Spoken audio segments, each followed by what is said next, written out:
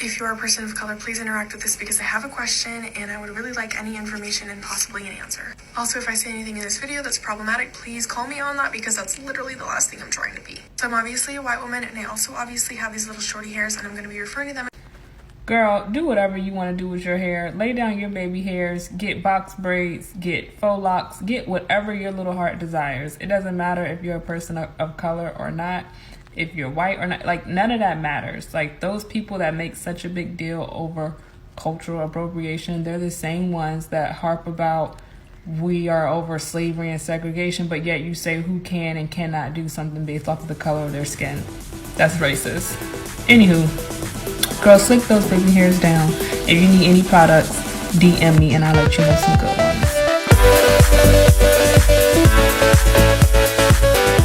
Alright, so Ashley, let's just dive right into what we came to talk about. So the other day, I'm hanging out, I'm doing my thing, chilling, laying low, and my girl sends me a TikTok. I'm not really on TikTok, so you can hear me, right? Mm-hmm. Okay, great. So she sends me this TikTok, and my girl knows what's gonna annoy me and what I might like, so she sends me things that she thinks are gonna trigger me, to use a nice little buzzword. And so I'm watching this TikTok, and this poor girl's talking about people of color this, my baby hair's that. And I'm just like, oh my gosh, like, yeah, this is one of the, she sent me this one because this one is gonna annoy me. That's what this was purposed to do. And then you pop up and you say what you say, and super reasonable, super eloquent. You didn't have to say nothing out of pocket. You were just speaking facts. And I started reading the comments, and I'm seeing, oh, this is the good side of TikTok. I'm on the mature side of TikTok. You know, this is where I want to be. The TikTok has blown up. You're 3 million plus views deep. You've gotten 30K subs since then, 30K followers. So let's just start with the TikTok. Explain to me the TikTok, why you said what you said, what you was thinking when you saw the video. Just tell me about the TikTok. So it popped up, and I already felt bad for her because she was referring to her baby hairs as shorty hairs. And so I'm like, no, those are baby hairs. But she didn't want to say baby hair because she didn't want to offend anyone. So she's going on, and I'm just looking at the video like, is this a joke? So when I went to, like, I'm now at this point, I'm looking through her comments, and people are like, you know, thank you for asking first, and thank you for not trying to take what we're doing, and thank you. Okay. She's like, thank you for asking us, and thank you for getting our permission. This is how you pay homage. And I was like, baby hairs? So my thinking going into it, I was just like, okay, no. Like, I think I'm tired of white people having to feel like they owe us something for what their ancestors did. So and if you look at all TikToks, I post a lot of controversial things. Like, I just speak my opinion, and if you don't agree with it, that's fine. We can agree to disagree. Like, I still have my opinion. And when I did it, I told her, like, they're baby hair. Like, nobody, it's freaking baby hair. Now, with the whole cultural, because now it turns into cultural appropriation, and it turns into only Black people can do something. So the way I am, like, I'm all about equality, and I don't get upset when a person that's white or mixed decide that they want to slick down their baby hair, or if they want to wear a protective style. Like, if their hair calls for a protective style because of the texture, I don't see the issue, as long as they're not being disrespectful and mocking us. Like, I don't see the problem. Okay, go get some chips. Is that your son? Yeah. Beautiful little boy. Thank you. So I posted it.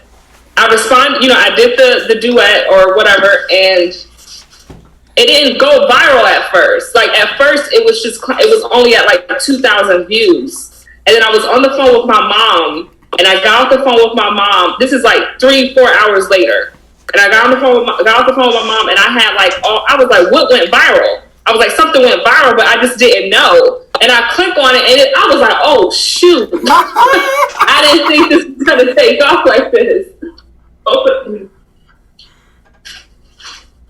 So, and since then, I've been called a coon. Yeah, because like you can duet. So like my page isn't private; it's public, and I have like all of my duets on. Anybody can comment, say whatever you want. So in the duets, people are adding me. They're calling me a coon. They're calling me a pick-me. I'm a house slave. Like, wow. And I'm just like, are y'all serious? Or like, are you? So the issue is apparently I used the wrong word to them. Me, I see nothing wrong with what I did. They're saying that it's not considered racist if they say only Black people can do something. And that's racist. You can't say only Black people can do something and white people can't do it. That's racist. And they took, I said, these are the same people that's over slavery and segregation, but then say only a Black person or a white person can do something. So they took that out of context because they thought I was saying like mentally, because the Black community it's a lot of people in our community that's not over slavery. So they thought that I really meant saying, you guys say that you're over slavery. And I meant it in the context of like physically, like here we are in present time, we bypassed all of that. So when something happens that's racial motivated in our country, you say, why are we still going through this? You know, segregation is over and slavery is over, but then you come back and fire with, oh, you're not Black, you can't do that. So you got to pick one. You can't be like in the middle. And it turned into like, I had to actually turn the comments off last night because it started to get too wild. And then like apparently,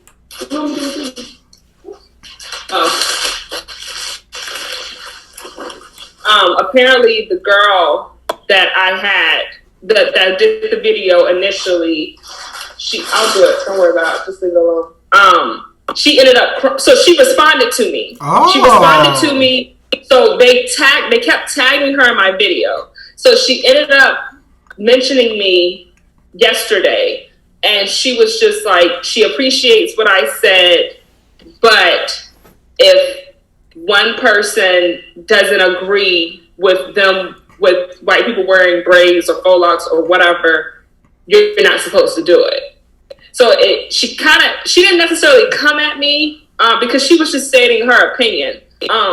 So that's fine. But it got to the point to where like my supporters like went on her page and was like, you know, just saying all these things. And she did a video of her crying. Like she was in tears crying. Aw, that sucks. And I was just like, okay, this has gone too far. And I shot her a message on TikTok. She didn't see it because she was logged off. But she sent me a message on Instagram, you know, told me what she told me. I told her what I told her. And, you know, that was it. That was the end of it. But I don't know. I don't see the issue. And I don't think we'll ever get past racism if we keep trying to nitpick who can do something and who can't do anything. And I mean, that's just my take on it.